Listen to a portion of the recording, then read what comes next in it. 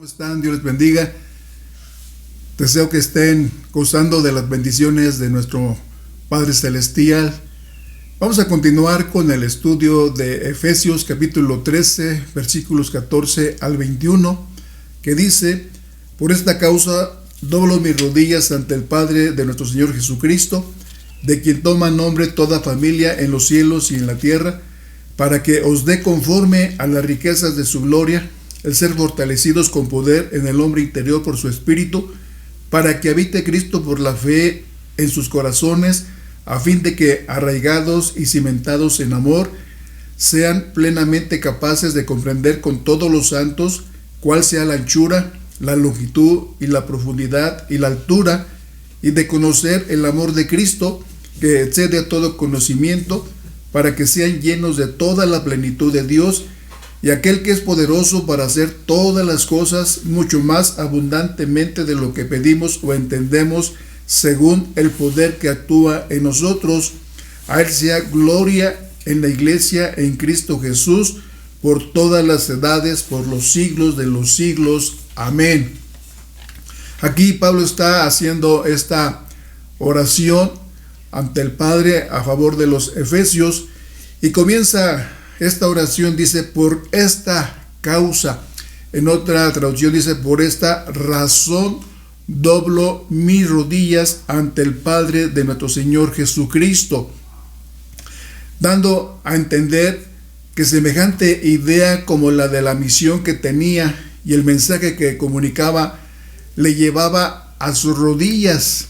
Caía de alguna forma de rodillas ante esta misión que Dios le había otorgado y ante el mensaje tan importante, tan valioso, que lo único que puede hacer Pablo es caer, es doblar sus rodillas. Y cuando pienso en esto, dice esta versión NTV, cuando pienso en todo esto, caigo de rodillas y elevo una oración al Padre. Pablo está considerando los versículos anteriores de lo que él ha estado explicando, ha estado hablando en la carta a los Efesios, de tan maravilloso, tan grande comisión, tan grande asignación que Dios le dio a Pablo y que le permitió llevarla a cabo. Entonces Pablo, al recordar a los que han sido alcanzados a través de su ministerio, a través del mensaje de Jesucristo, Pablo había ya recorrido varios viajes misioneros y se gozaba porque había a través del mensaje, a través de ese llamamiento, a través de la obediencia que Pablo tuvo para con Dios, de haber alcanzado a muchos y de haber establecido a varias iglesias en diferentes partes de aquel entonces, en aquel mundo. Entonces aquí está Pablo viendo, reflexionando, meditando todo lo que había transcurrido, todo lo que Dios había hecho a través de la vida de él. Ora por ellos no es una oración ligera ni pasajera. Esta es una oración importante. Es un pensamiento profundo que a la vez sube a la cumbre de la intercesión, a una dimensión del Espíritu, a una intercesión verdadera. Pablo hace uso del libre acceso a Dios que acaba de mencionar en el versículo 12, que dice: en quien tenemos seguridad y acceso con confianza por medio de la fe en Él. Tenemos entrada al trono de la gracia. Entonces aquí Pablo está haciendo esta oración de intercesión a favor de los efesios. Audazmente pide por los creyentes, no pide cosas pequeñas. Sus peticiones son para bendiciones espirituales que no tienen una medida material.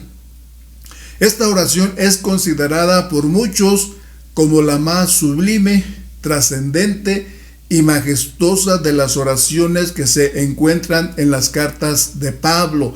Es una oración relevante, es una oración que toca el corazón de Dios. Es una oración pastoral a favor de la iglesia en Éfeso, y genera en el cual había señalado también aquí en el versículo 10, para que la multiforme sabiduría de Dios sea ahora dada a conocer por medio de la iglesia a los principados y potestades en los lugares celestiales. Pablo comienza la oración con la frase: doblo mis rodillas ante el Padre, un hombre que Dios había levantado, un hombre gigante espiritualmente, pero así de esa magnitud. Pablo, en su corazón humilde, dice: doblo mis rodillas ante el Padre. Podemos imaginarnos al valiente guerrero espiritual ocupando su puesto de batalla, con las cadenas que le unen con el guardia romano que le vigilaba día y noche. Pablo entonces, no importando el soldado que lo custodiaba, no importaba las cadenas, no importaba esta limitante, Pablo se pone de rodillas y eleva su corazón en plegarias. A Pablo no le importó ni el lugar, ni la situación, o las circunstancias, ni la gente. Pablo tenía una devoción, tenía una comunión, una intimidad con el Padre que nada ni nadie le pudo estorbar. La costumbre de los judíos era orar puestos de pie. La expresión doblo mis rodillas enfatiza más la actitud solemne y urgente con que Pablo ora que la posición física en que se halla. Con actitud humilde y voz urgente se dirige al Padre e intercede por la iglesia. Él está preso, sin embargo, esa prisión, esas paredes, esos barrotes de la cárcel no le impedían. Su corazón y su espíritu y su mente no estaban presos. Tenía libertad para pensar, para meditar, para reflexionar y para orar como lo está haciendo en este momento. En el versículo 15 dice: de quien toma nombre toda familia en los cielos y en la tierra. El Padre da su nombre a los que le pertenecen. El Padre de gloria, el Padre de nuestro Señor Jesucristo, nos otorga este beneficio, porque dice ahí en Juan que Jesús vino a lo suyo y los suyos no le recibieron, pero los que le recibieron les dio potestad de ser hechos hijos de Él. Entonces pasamos a tener esa categoría, esa posición de ser hijos de Dios. Por eso Pablo está mencionando de quien toma nombre toda familia en los cielos y en la tierra. Entonces está hablando aquí tanto aquellos que están en el cielo como en la tierra. Está hablando de una familia grande, de una familia angelical y de una familia que es su iglesia, que está todavía en esta tierra. Estos son identificados como familia. Los ángeles, los israelitas fieles y los gentiles llamados de la fe. Esta es la familia que conformamos gracias a Jesucristo, que nos ha adoptado como sus hijos y que pertenecemos a esta familia celestial del Padre, del Hijo y del Espíritu Santo. Pablo tiene todo derecho para dirigirse al Padre por sus hermanos y lo fundamenta en una fuente inagotable, dice el versículo 16, para que os dé conforme a las riquezas de su gloria el ser fortalecidos con poder en el hombre interior por su espíritu. Aquí está hablando de las riquezas de su gloria. Estas riquezas de su gloria son recursos espirituales o bendiciones que vienen del cielo. En la oración de Pablo hace 3 peticiones para tener poder interior, dice aquí el verso 17, para que habite Cristo por la fe en nuestros corazones, a fin de que arraigados y cimentados en amor. Entonces es para tener comprensión, es para tener la plenitud de Dios. Nuevamente repito, número 1 es para tener un poder interior, es para tener una comprensión del amor de Cristo. Número 3 es para tener la plenitud de Dios. Es una oración que eleva a los hermanos hacia el trono de la gracia con las mejores intenciones. Pablo pide que Dios colme a la iglesia con las más ricas y sublimes bendiciones para que ésta pueda ser una iglesia de este nivel, de esta excelencia. La primera petición es poder espiritual. Dice, a fin de que os conceda ser fortalecidos con poder por su espíritu en el hombre interior, o sea, en nuestro ser interno, en nuestro corazón, conforme a las riquezas de su gloria, riquezas que provienen del Espíritu de Cristo. El poder de la iglesia es el Espíritu de Dios, quien está presente en cada uno de nosotros y actúa y opera por medio de ellos que son o somos la iglesia. Dios fortalece a la iglesia con su poder inagotable por medio de su Espíritu, quien radica en nosotros. Somos el templo, somos la habitación, somos la morada del Espíritu Santo.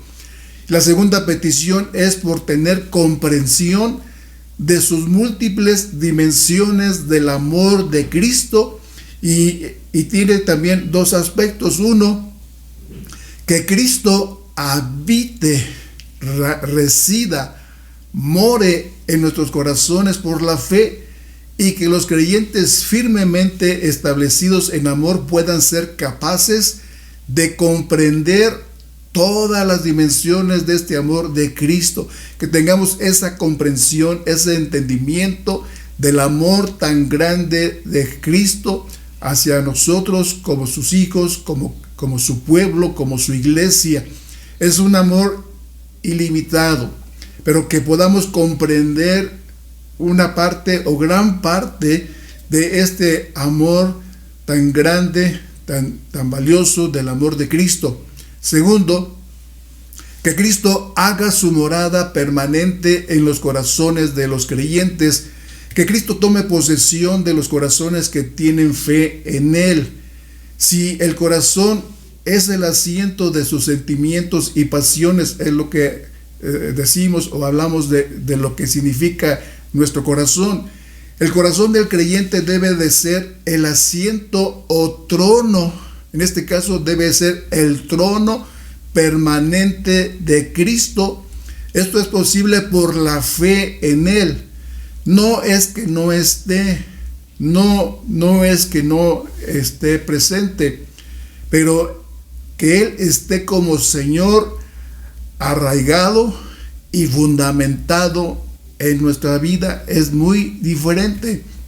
La palabra arraigados se refiere a las raíces de una planta sembrada. Es lo que Pablo está ilustrando de esta forma, a través de una planta, de sus raíces. Y la otra es fundamentados. Son dos palabras, arraigados y fundamentados, que de alguna forma significan lo mismo. Implica la buena base que un constructor pone para que la casa que edifica permanezca en pie. Las raíces de una planta y la base de un edificio están normalmente escondidos, están ocultos, no se ven a simple vista, pero dan firmeza a lo que están soportando. La raíz soporta un árbol, los cimientos soportan un edificio, una casa. El amor en los cristianos es el elemento esencial para la estabilidad de los creyentes en la iglesia. Esto no es un amor superficial. Este es el amor ágape que proviene del corazón del Padre y de nuestro Señor Jesucristo. Es un amor que proviene, como menciono, del corazón de Dios y está transmitido al creyente por la fe en Jesús, quien es la expresión máxima de este amor divino. De este modo no serán movidos. Este amor nos sostiene como raíz, como fundamento en Jesucristo. Versículo 18 dice: seamos plenamente capaces de comprender con todos los santos cuál sea la anchura, la longitud y la profundidad y la altura. Es lo que aquí Pablo está tratando de demostrar de muchas formas, de muchas maneras. El poder del Espíritu y la presencia de Cristo en el creyente nos habilitan para amar de verdad, no de labios, sino de corazón. Y nos capacita para profundizar todas las implicaciones de este amor y para tener un conocimiento íntimo del amor de Cristo. Pablo describe este amor con términos de medida, como menciona, como anchura, longitud, altura y profundidad, de tal manera que da a entender que es difícil medir ese amor de Jesús, ese amor del Padre. Aunque podamos medir cosas materiales como el tiempo y el espacio, el amor de Cristo está más allá de las capacidades humanas para ser medido. En otras palabras, nada lo puede medir, nada lo puede definir en cuanto a límites, en cuanto a capacidad, en cuanto a todo lo que es la extensión del amor de Cristo. Por eso Pablo habla de la anchura, de la longitud, de la altura, de la profundidad, que es tan vasto que no se puede medir, que no se puede tener una cantidad específica. Esta capacidad espiritual se desarrolla en compañía de los redimidos, quien hemos sido separados del mundo. Estamos en el mundo, dijo Jesús, pero no somos del mundo, sino que somos de Cristo y estamos apartados para con Dios. El ideal cristiano no se puede realizar en aislamiento, aunque ahorita hemos pasado estas etapas de aislamiento por la pandemia, pero ha sido por la situación o circunstancias. Aún así estamos conectados corazón a corazón, espíritu a espíritu. La experiencia cristiana se comparte con los demás que se benefician mutuamente. ¿Cómo es posible ser cristiano sin pertenecer al cuerpo de Cristo? Es imposible vivir una vida cristiana sin tener contacto íntimo y sin ser parte integral de una iglesia local formada de creyentes obedientes a Cristo. Tenemos que pertenecer a una iglesia, al cuerpo de Cristo. No podemos vivir de manera aislada o independiente.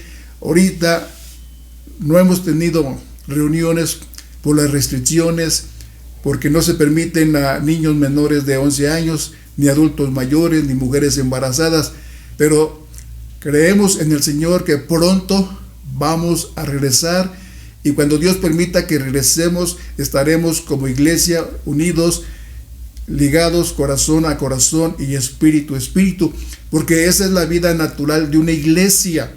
No podemos estar aislados, no podemos vivir de manera independiente, sino realmente unidos, y que Cristo es la cabeza, tú y yo somos su cuerpo. Pablo fue un preso en cadenas, estuvo bajo el control de los soldados y sin recursos, pero este hombre de Dios estaba sintiendo las necesidades de otros, se puso de rodillas para buscar a Dios por sus hermanos en Éfeso. La situación o las circunstancias de Pablo eran diferentes, estaba limitado, estaba preso y no podía, pero él en su corazón sentía la necesidad, recibía las cartas de las iglesias, de las situaciones, conocía el estado espiritual de la iglesia, y por eso él específicamente, guiado por el Espíritu Santo, estaba orando. Y qué oración tan tremenda, qué intercesión tan tremenda estaba haciendo Pablo ahí solo, custodiado por los soldados, pero no importó que no fueran creyentes, que no fueran de la misma fe. Él seguía obrando, él seguía en la batalla, él seguía firme en el propósito de Dios. Tú y yo Gracias al Señor tenemos esta libertad de poder todavía entrar o salir, reunirnos. No estamos presos. Y gracias a Él, entonces tenemos mejor ventaja, tenemos mejor posición que Pablo y podemos hacer todavía más que lo que Pablo hizo con la ayuda del Espíritu Santo. Te bendigo, hermana, familia en Cristo. Que podamos tomar la intercesión como Pablo, que podamos caer de rodillas y orar por los hermanos, por las necesidades, por las situaciones, por los enfermos, por la economía, por todas las cosas que están sufriendo y sintiendo la gente en estos tiempos, que no conocen a Jesucristo, que no han sido alcanzados, y que la oración es el arma poderosa para cambiar, para transformar los corazones. Tú y yo, desde donde estamos, podemos orar, podemos unirnos en oración a favor de Guanajuato, a favor de México, a favor de las naciones. Dios ha abierto el trono de su gracia. Dios te bendiga. Un fuerte abrazo. Te bendigo.